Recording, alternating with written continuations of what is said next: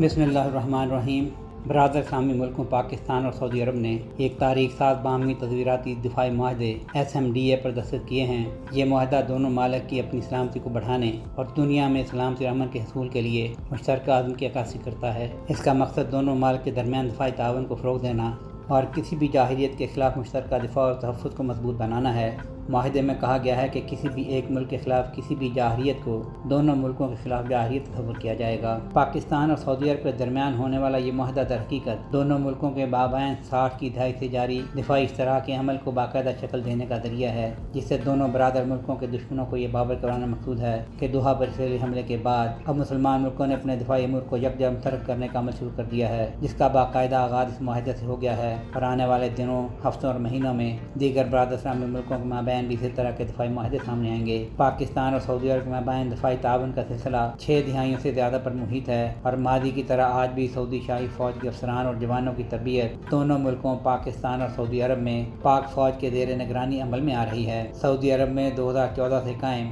اسلامی فوجی اتحاد برائے امداد دہشت گردی، جو 43 اسلامی ملکوں کا اتحاد ہے، اس میں بھی پاکستان نمایاں حصہ دار ہے اور پاکستان کے سابق army chief general Raheel Sharif 2017 سے اس کے فوجی سربراہ ہیں۔ وزیر اعظم محمد شہباز شریف کے مملکت سعودی عرب کے دورے کے حوالے سے جاری ہونے والے مشترکہ اعلامیہ کے مطابق دونوں رہنماؤں نے وفود کی موجودگی میں مذاکرات کیے۔ فریقین نے دونوں ممالک کے درمیان تاریخی اور اسٹریٹجک تعلقات اور مشترکہ دلچسپی کے متعدد موضوعات کا جائزہ لیا اور تبادلہ خیال کیا۔ مملکت سعودی عرب اور اسلامی جمہوریہ پاکستان کے درمیان تقریباً 8 دہائیوں پر محیط تاریخی شراکت داری، بھائی چارہ اور اسلامی یکجہتی کے ساتھ ساتھ دونوں ممالک کے درمیان مشترکہ اسٹریٹجک دفاع اور قریبی دفاعی تعاون کے تناظر میں ولی عہد و وزیر اعظم سعودی عرب شہزادہ محمد بن سلمان بن عبدالعزیز آل سعود اور وزیر اعظم محمد شہباز شریف نے پاکستان اور سعودی عرب کے مابین اسٹریٹجک باہمی دفاعی معاہدے SMDA پر دستخط کیے۔ یہ معاہدہ، جو دونوں ممالک کی اپنی سلامتی کو بڑھانے اور خطے اور دنیا میں سلامتی و امن کے حصول کے مشترکہ کوششوں کا عکاس ہے، اس کا مقصد دونوں ممالک کے درمیان